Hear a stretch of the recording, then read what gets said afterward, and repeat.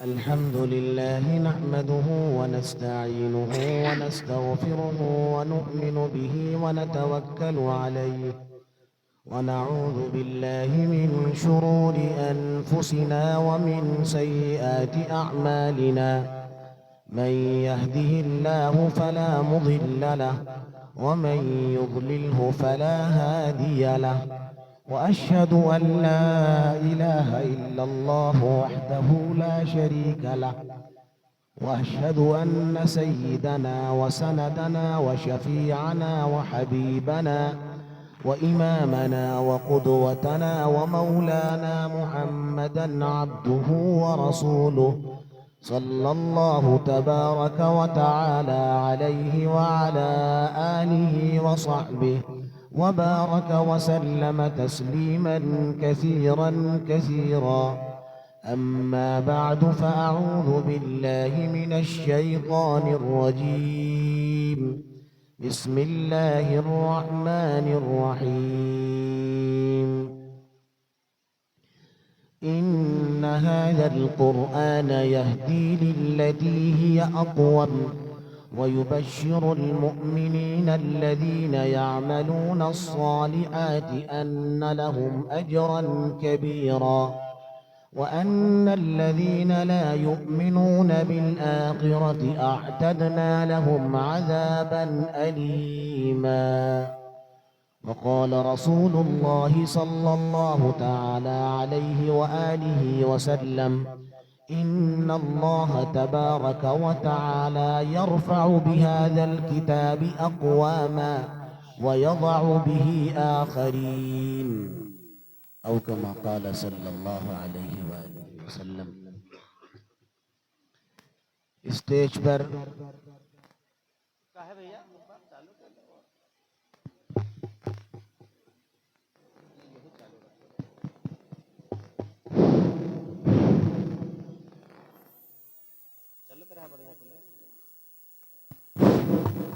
نہیں بول رہا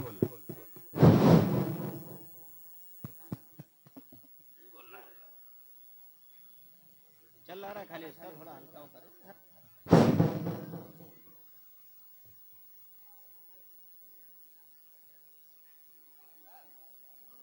ایک بار چیک کر تو چلت تو رہا پڑے بھیا. کہاں چل رہا ہے چھوڑ دیا.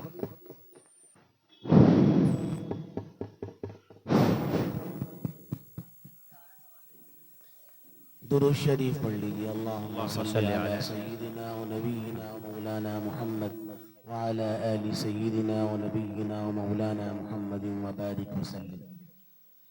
اسٹیج پر تشریف فرما انتہائی باوقار شخصیات، خصوصاً ہمارے استاذ کے درجے کے ہیں حضرت مولانا ہارون صاحب،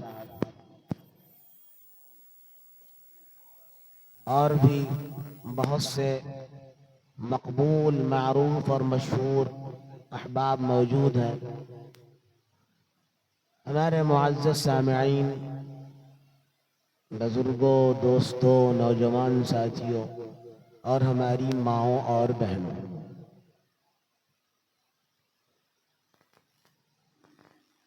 اللہ تعالیٰ نے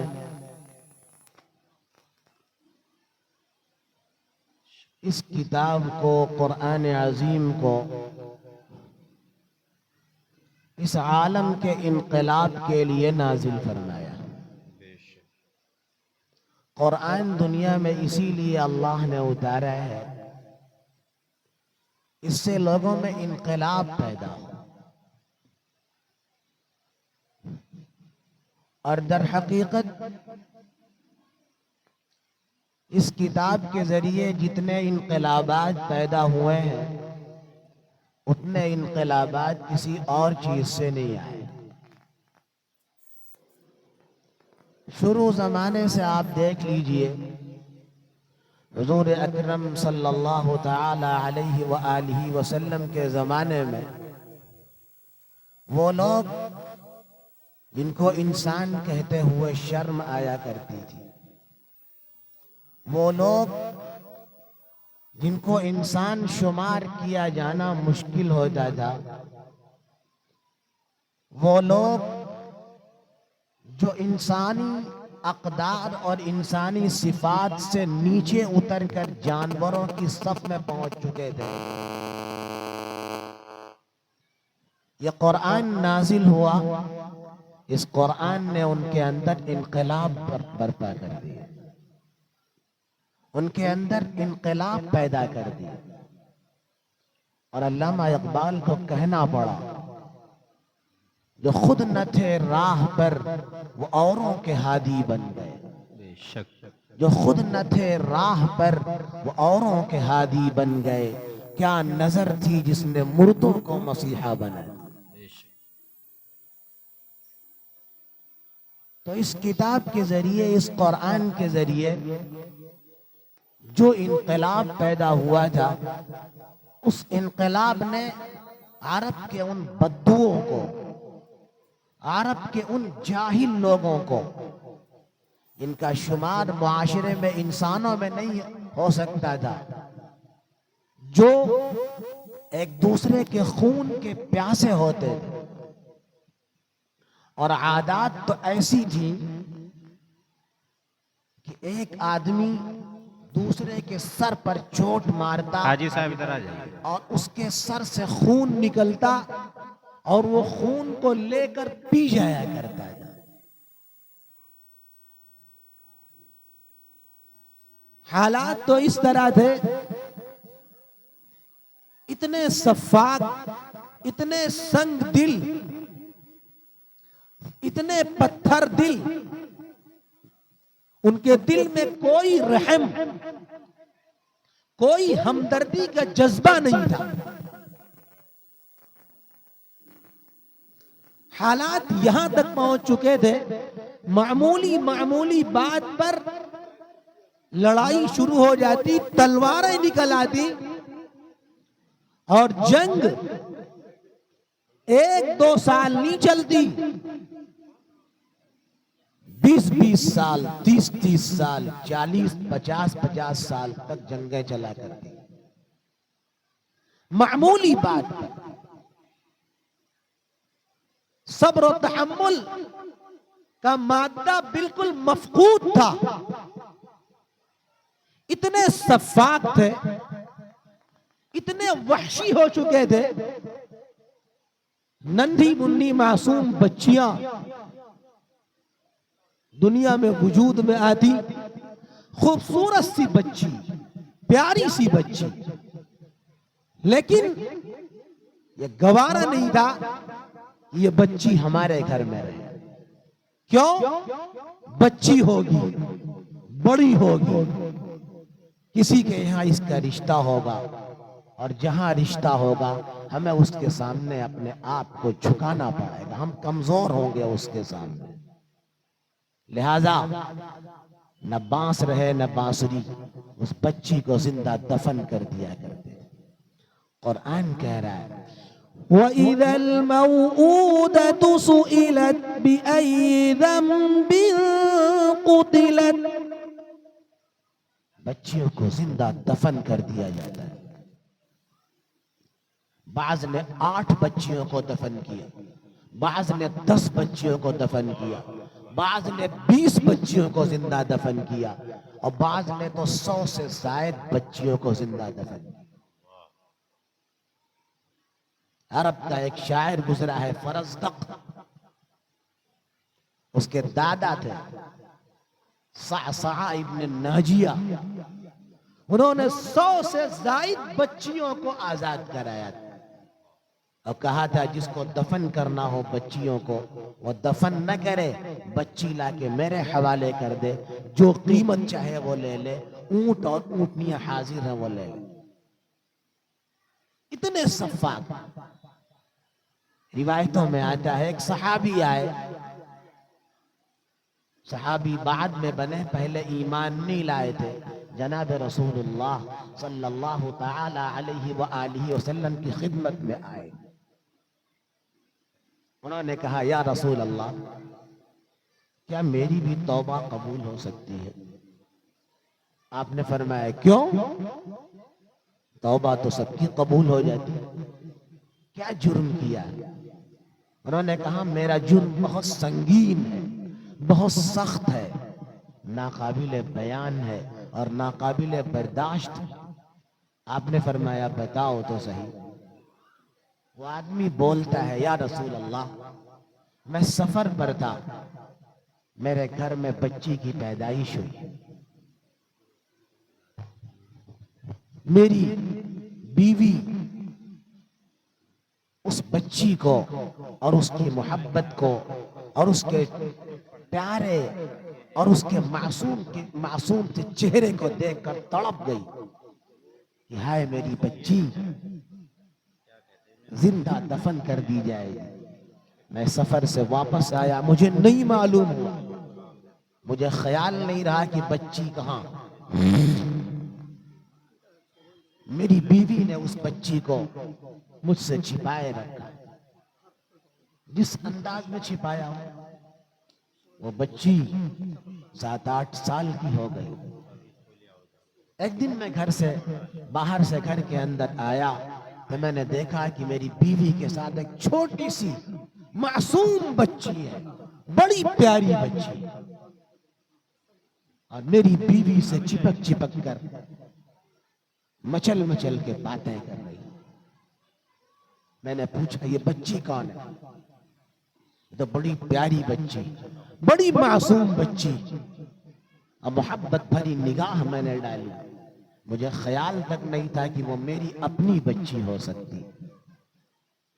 چنانچہ میری بیوی نے جب میری محبت دیکھی، میری ہمدردی دیکھی اور میرا اس کے تئیں پیارا جذبہ دیکھا تو اس نے کہا یہ آپ کی بچی ہے۔ میں چونک گیا، میری بچی ہے اور مجھے اب تک معلوم نہیں۔ بیوی نے کہا ہاں بس کسی وجہ سے میں نے اس بچی کو آپ سے روپوش رکھا۔ رات ہو گئی، رات بھر میں کروٹیں بدلتا رہا کہ ہائے میرے گھر بچی ہو گئی۔ میں جان نہیں سکا میں کیا منہ دکھاؤں گا سماج میں، معاشرے میں، لوگ کیا کہیں گے ان کے یہاں بچی ہے، اور کل کو اس بچی کی وجہ سے مجھے ذلیل ہونا پڑے گا، مجھے لوگوں کے سامنے جھکنا پڑے گا، کوئی میرا داماد بنے گا، جو داماد مجھ سے زیادہ پاور اور طاقت والا ہوگا، جس کے سامنے میری ناک نیچی ہوگی۔ میں نے طے کر لیا کہ اس بچی کو میں زندہ دفن کروں، لیکن دل نہیں مان رہا تھا، اندر سے میرا دل مجھے کہہ رہا تھا کہ اس بچی کو دفن مت کر، لیکن نہیں، میں مجبور تھا سوسائٹی اور سماج و معاشرے کی وجہ سے۔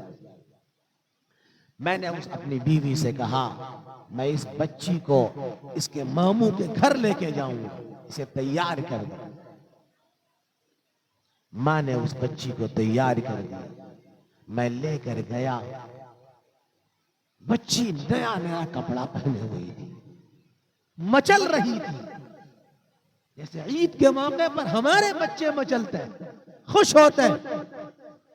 میں نے ایک پھاوڑا لیا اور اس بچی کو ساتھ میں لیا۔ اس بچی نے پوچھا ابا جان کیا ضرورت ہے اس پھاوڑے کی؟ میں نے کوئی جواب نہیں دیا۔ میں اس بچی کو لے کر پہنچا جنگل میں، میں نے گڈھا کھودنا شروع کیا، میں پھاوڑے مار رہا تھا، دھوپ کی تمازت تھی، چلچلاتی ہوئی دھوپ تھی، پھاوڑے مارتا، اس پھاوڑے سے جو گرد و غبار، جو مٹی اڑتی تھی اور میری پیشانی کے اوپر جا کر چپک جاتی تھی، وہ معصوم بچی اپنے کپڑے کے دامن سے میرے چہرے کو صاف کر رہی، پوچھتی تھی ابا جان کیا کر رہے ہیں آپ؟ میں جواب نہیں دیتا۔ میں نے جب دیکھا کہ وہ گڈھا اتنا گہرا ہو گیا کہ اس بچی کو اس میں دفن کیا جا سکتا ہے، میں نے اس بچی کو اس کے اندر پٹخ دیا۔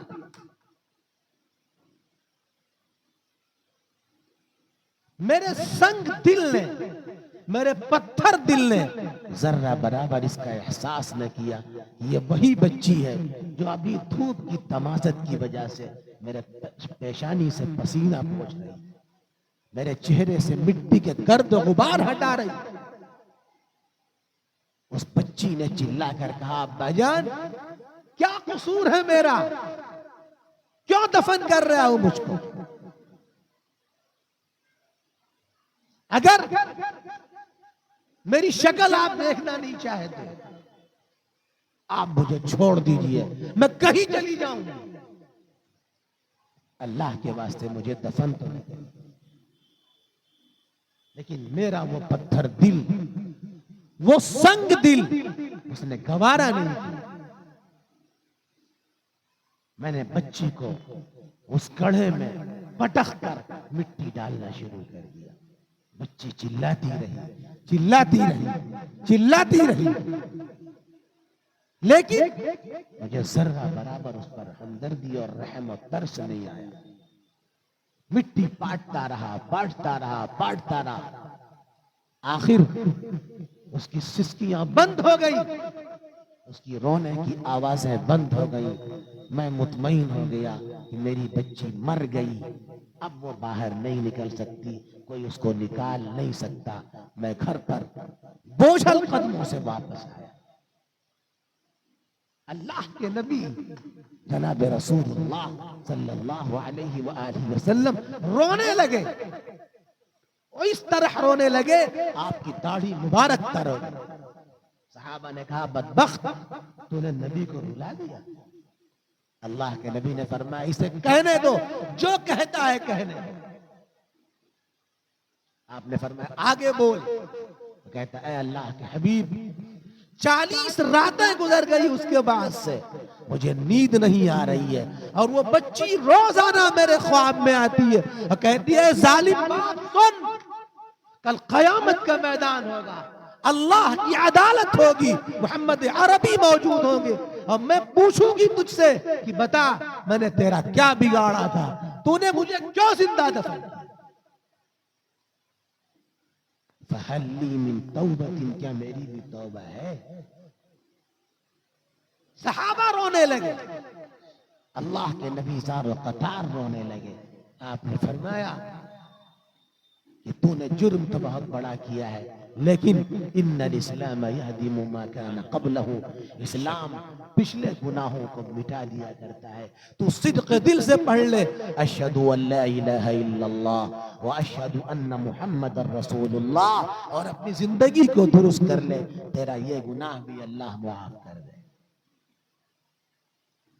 اتنے صفاق قسم کے لوگ، یہ قرآن اترا، اس قرآن نے ان کو انسان بنا دیا، جن کے دل میں کوئی ہمدردی نہیں تھی، جن کے دل میں کوئی خیر خواہی کا جذبہ نہیں تھا، قرآن نے ان کو ہمدرد اور جذبے والا بنا دی۔ اور یوں نہیں بنایا، قرآن کہہ رہا ہے وَأَلَّفَ بَيْنَ قُلُوبِكُمْ فَأَصْبَحْتُمْ بِنِعْمَتِهِ إِخْوَانًا، ایسی محبت ڈال دی اللہ نے لوگوں کے دلوں میں، آپس میں بھائی بھائی بن گئے، اور ایسے ویسے بھائی نہیں بنے۔ مکہ مکرمہ سے ہجرت کر کے مدینہ منورہ گئے، مدینہ منورہ کا انصار صحابی کہتا ہے مہاجر سے کہ لے بھائی میرے پاس 2 باغ ہیں، ایک باغ تو لے لے اپنا کام چلا، اور ایک باغ سے میرا کام چلے گا۔ میرے پاس 2 سواریاں ہیں، ایک سواری لے کر تو چل اور دوسری سواری پر میں اپنا کام کروں گا۔ میرے پاس 2 گھر ہیں، ایک گھر میری رہائش کے لیے کافی ہے اور ایک گھر تو لے لے۔ اس طرح انہوں نے ایثار و ہمدردی کی، قرآن نے ایسا ان کو بدلا۔ قرآن کہہ رہا ہے وَيُؤْثِرُونَ عَلَىٰ أَنفُسِهِمْ وَلَوْ كَانَ بِهِمْ خَصَاصَةٌ، اپنی ضرورتوں کو وہ جو ایک قطرہ پانی دینے کو تیار نہیں ہوا کرتے تھے، ایسی ہمدردی کا مزاج بن گیا کہ خود جان دے رہے ہیں، لیکن اپنے دوست اپنے بھائی صحابی کے لیے فکر مند ہے کہ پہلے پانی وہ پیے میں بعد میں پانی۔ قرآن کا یہ انقلاب قرآن نے ایسا انقلاب برپا کیا. میرے بھائیوں، میرے دوستوں، آج وہی انقلاب قرآن اور قرآن کو نازل کرنے والا اللہ ہم سے چاہتا ہے. بے شک. ہم اپنے اندر انقلاب لائے. صحابہ نے کیسے اس قرآن پر عمل کیا ہے ذرا یاد کیجئے مختصراً. بیت المقدس کی جانب رخ کر کے لوگ نماز پہلے پڑھا کرتے تھے. تمنا تھی کہ ہمارا کعبہ بیت اللہ شریف بن جائے. قرآن اس کو بیان کرتا ہے. قد نرى تقلب وجهك في السماء فلنولينك قبلة ترضاها. اے نبی میں جان رہا ہوں، اللہ فرماتا ہے میں جان رہا ہوں کہ آپ چاہتے ہیں کہ ہمارا قبلہ بیت اللہ بن جائے. آپ بار بار آسمان کی جانب دیکھ رہے ہیں. ہوا کیا؟ نماز کے اندر حکم آ گیا. جن لوگوں نے حج عمرہ کیا ہے وہ جانتے ہیں مسجد ذو قبلتین، دو قبلوں والی مسجد. اور اس طرف چھت کے اوپر محراب میں مصلی کا نشان آج تک وہاں بنا ہوا ہے. صحابہ اور اللہ کے نبی ادھر رخ کر کے نماز پڑھ رہے تھے. نماز میں آیت اتری فَوَلُّوا وُجُوهَكُمْ شَطْرَ الْمَسْجِدِ الْحَرَامِ. اپنے چہرے کو قبلے کی جانب پھیر لو.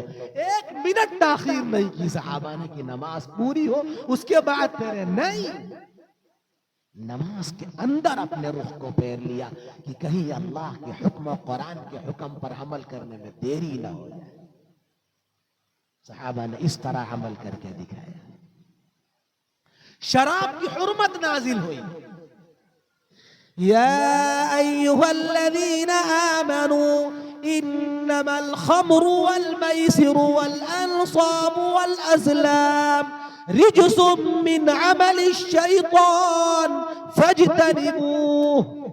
شراب جوا ساری چیزیں حرام. حضرت ابو طلحہ رضی اللہ عنہ کے مکان کے اوپر صحابہ تھے. شراب کا دور چل رہا تھا. کسی نے آواز دی باہر شراب حرام کر دی گئی. بعض صحابہ نے کہا چلو ذرا پتہ کریں حرام ہوئی کہ ویسے ہی بتایا جا رہا ہے. دوسرے صحابہ نے کہا نہیں، پہلے شراب کے برتنوں کو توڑ ڈالتے ہیں اور شراب کو پھینک دیتے ہیں، اس کے بعد جا کے معلوم کریں کہ شراب حرام ہوئی کہ نہیں حرام ہوئی. کیوں؟ اگر شراب حرام نہیں ہوئی ہوگی دوسری شرابیں آ سکتی ہیں، لیکن اگر شراب حرام ہو گئی ہوگی تو اللہ اور نبی کے حکم اور قرآن کے حکم کو ماننے میں ایک منٹ تاخیر ہو جائے. ہونا نہیں. برتن توڑ دیے. شراب ہے کوئی قوم ایسی؟ یہ قرآن کا انقلاب تھا. مٹکے توڑ ڈالے، ہوٹ تک آئے ہوئے جام کو پھینک دیا. کیوں؟ یہ قرآن کا وہ انقلاب اور وہ معجزہ ہے جس نے ان کے دلوں میں اثر کیا. آج وہ انقلاب ہمارے اندر بھی برپا ہونا چاہیے. آج ہم قرآن سے انتہائی دور ہو گئے، قرآنی تعلیمات سے انتہائی دور ہو گئے. قرآن میں آیت نازل ہوئی یا ایھا النبی قل لأزواجک وبناتک ونساء المؤمنین یدنین علیہن من جلابیبہن. اے نبی اپنی عورتوں سے کہہ دیجئے، اپنی بیٹیوں سے کہہ دیجئے، مسلمان عورتوں سے کہہ دیجئے گھر سے بغیر پردے کے نہیں نکلنا چاہیے. آیت نازل ہو گئی. مجال ہے کہ پورے مکے اور مدینے میں کوئی بے پردہ عورت نظر آئی. یہ قرآن کا انقلاب تھا. جنہوں نے ان کے سروں کے اوپر دوپٹے لائے، ان کے سروں کے اوپر ان کے چہرے پر نقاب ڈلوا دیے. قرآن کا وہ انقلاب. آج وہی انقلاب قرآن اور قرآن کو نازل کرنے والا ہم سے اور آپ سے اور ہماری ماؤں بہنوں اور بیٹیوں سے چاہے. آج ہماری مائیں بہنیں اور بیٹیاں کس طرح غیروں کا شکار ہو رہی ہیں کہنے اور بتانے کی ضرورت نہیں. ارتداد کا فتنہ اتنا عام ہو چکا ہے. ہماری مسلم بچیاں دوستی کے نام پر ایسے ٹھگی جا رہی ہیں، الامان والحفیظ، ان کے ایمان کا سودا کیا جا رہا ہے۔ آپ کے بہرائچ ضلع کی بچیاں مرتد ہوئی اور اس دوستی کے نام پر کچھ دنوں تک، جب تک ان کا ان سے پیٹ نہیں بھرا، ان کا ان سے دل نہیں بھرا، تب تک ان کے ساتھ، اور جب ان کا ان سے دل بھر گیا ان کو قتل کر کے پھینک ڈالا۔ ابھی چند دنوں، پرسوں کی خبر ہے، کانپور کی ایک مسلم بچی تھی، ایک غیر ایمان والے کے پھندے میں آئی اور مرتد ہو گئی، اس نے اپنا نام تک بدل لیا، ارتداد کے جال میں پھنس گئی۔ اور پھر اس کے بعد ہوا کیا؟ اس کے بعد کچھ دنوں کے بعد معلوم ہوا اسی ظالم، اس کے عاشق نے، دوست نے اسے کاٹ کر اس کے ٹکڑے کر کے فریز میں بھر دیا۔ قرآن وہی انقلاب چاہتا ہے کہ اپنے دلوں کے اندر وہ جذبہ پیدا کرے کہ آپ کو کوئی بہکا نہ پائے۔ یہ قرآنی انقلاب۔ میرے دوستوں، میرے بھائیوں اور میری ماں اور بہنوں، میں یہ کہتا ہوں آپ سے، اگر یہ انقلاب ہمارے اندر نہیں پیدا ہوا، اگر یہ ہمارے مزاج کے اندر بدلاؤ اور تغیر نہیں آیا، تو یاد رکھیے گا پانی سر سے اوپر جا چکا ہے۔ میں کہتا ہوں ہم مسلمان ہیں، اللہ اور نبی کے ماننے والے ہیں، ہمارے جوان بھائی یہاں بیٹھے ہوئے ہیں، میں ان سے ایک بات کہتا ہوں، جوان تو رول ماڈل ہوا کرتا ہے۔ ان جوانوں کو، اگر یہ جوان اپنی لائن کو تبدیل کر لیں، اپنے آپ کو مذہبی جذبے کے ساتھ پروان چڑھائیں، قسم کھا کر یہ بات کہی جا سکتی ہے پورے علاقے میں انقلاب برپا ہو سکتا ہے۔ میں آپ سے ایک بات کہتا ہوں، آپ اتنے مسلمان، آج ٹرینوں میں جائیے، آپ بسوں میں جائیے، اسی بس کے اندر ایک مسلم خاتون بیٹھتی ہے، نقاب والی عورت، 15 مسلمان بیٹھے ہوئے ہیں، کسی کے چہرے کے اوپر داڑھی نہیں ہے۔ ہماری وہ بہن سب سمجھتی ہے کہ میں اکیلی ہوں، ہمارا کوئی نہیں ہے۔ اور وہیں ایک سکھ عورت بیٹھی، لڑکی بیٹھی، ایک سکھ بیٹھا ہوا ہے پگڑی اور داڑھی کے ساتھ، وہ اپنا سینہ چوڑا کر کے بیٹھتی ہے، ہمارا محافظ تو بیٹھا ہوا ہے۔ آج ہمارے چہروں پر داڑھیاں کیوں نہیں؟ کس چیز نے ہم کو روک رکھا ہے اس سے؟ ہماری علامت ہے یہ، ہماری پہچان۔ یہ پہچان کس وقت کے لیے تھی؟ آج آپ غیروں کو دیکھ لیجئے، اتنا بڑا بچہ ان کا ہوگا، اس کے ہاتھ میں آپ دیکھ لیجئے دھاگا ملے گا، یہ اس کی علامت۔ ہمارا مسلمان، آپ چلے جائیں بازاروں میں، رمضان میں جا کے معلوم ہوتا ہے ٹوپی دیکھ کر کہ یہ بھی مسلمان ہے۔ کیوں آخر؟ یہ قرآن اسی لیے تھا کہ طاقوں میں سجایا جائے، طاقوں میں سجایا جاتا ہے۔ قرآن نے شکایت کی، قرآن کو طاقوں میں سجایا جاتا ہے، جزدان اور اچھے اچھے غلاف میں رکھا جاتا ہے۔ قرآن تعویذ میں دھل دھل کے پلایا جاتا ہے، لیکن قرآن جس چیز کے لیے، اس چیز کے بارے میں قرآن کا استعمال نہیں۔ محفل میں ہر بار سنایا جاتا ہوں، ایک بار ہنسایا جاتا ہوں، 100 بار رلایا جاتا ہوں۔ ہر مجلس کا افتتاح قرآن سے، مگر قرآن پر عمل کرنے والے خال خال میں نہیں۔ ایک واقعہ سنا کہ میں اپنی بات ختم کرتا ہوں، اکابر موجود ہے، میں جسارت کر رہا ہوں ان کے سامنے بولنے کی، اساتذہ کے درجے میں۔ ایک واقعہ سنا کہ میں ختم کرتا ہوں بات۔ جنگ آزادی کا موقع تھا، بہت غور سے واقعہ سنیے گا، بہت غور سے سنیے گا۔ مولانا محمد علی جوہر جو مولانا نہیں تھے، آزادی کی لڑائی کے وقت مسلمان گرفتار ہوئے، غیر مسلم بھی گرفتار ہوئے۔ جیل کے اندر مسلمانوں کا بیرک الگ تھا، غیر مسلموں کا بیرک الگ تھا۔ مولانا محمد علی جوہر جو اس وقت مولانا کے لقب سے مشہور نہیں تھے، ان کے چہرے پر داڑھی نہیں تھی، لیکن وہ تھے حضرت شیخ الاسلام مولانا حسین احمد مدنی نور اللہ مرقدہ اور بڑے علماء کے ساتھ۔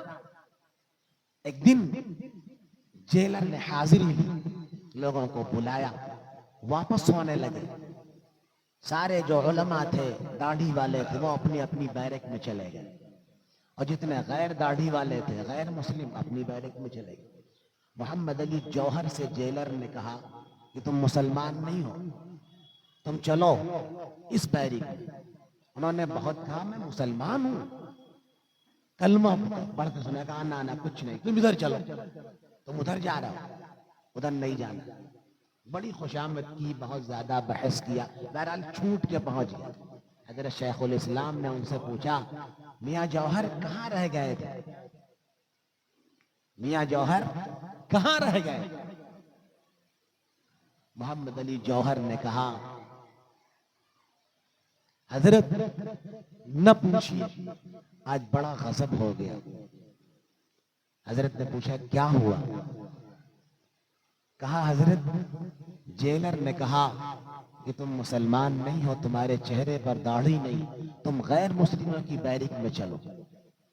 میں نے اس کو سمجھایا میں مسلمان ہوں، میں نے کلمہ پڑھ کے سنایا، وہ نہیں مانا۔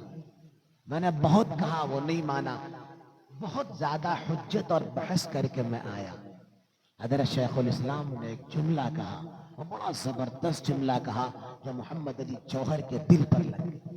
کہا میاں جوہر یہ تو جیل کا حال تھا، دنیا کا حال تھا، کل اگر قیامت کے میدان میں محمد الرسول اللہ کہہ دے یہ ہمارا نہیں ہے، تب کیا ہوگا؟ کیا کہا گیا؟ کیا جواب؟ محمد علی جوہر کے دل پر یہ بات لگ گئی، صاحب دل تھے، اس کے بعد سے انہوں نے داڑھی رکھا لی اور پوری عبادت کے پابند ہو گئے، اور لوگ ان کو مولانا محمد علی جوہر کے نام سے یاد کرنے لگے۔ میرے دوستوں، میرے بھائیوں، اس حال میں اگر مر گئے، کل قیامت کے میدان میں کس طرح اٹھائے جائیں گے؟ نبی کی ایک سنت کو موڑنے والے، اس کو نالیوں میں پھینکنے والے بن کر اٹھائے جائیں۔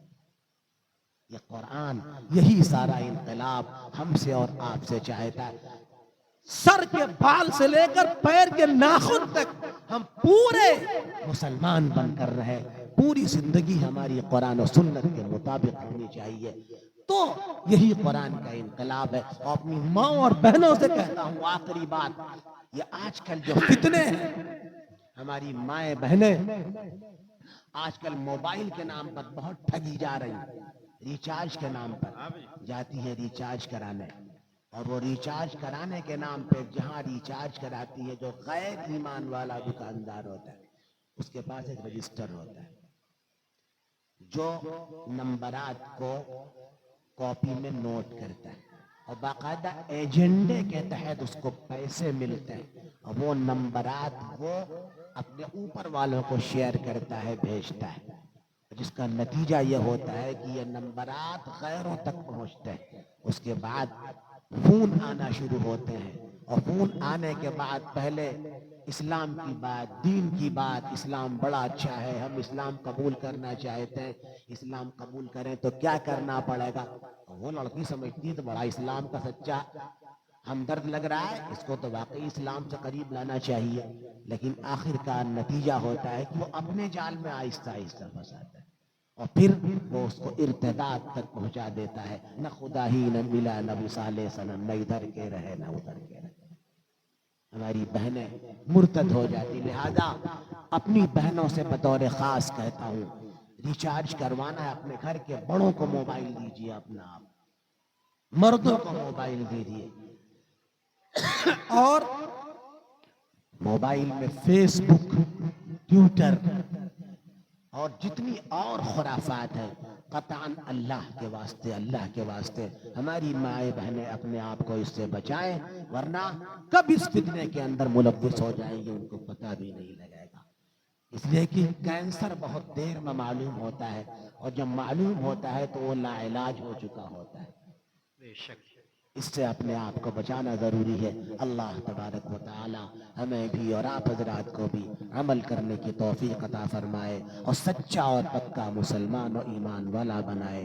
آمین۔ وآخر دعوانا ان الحمد للہ رب العالمین۔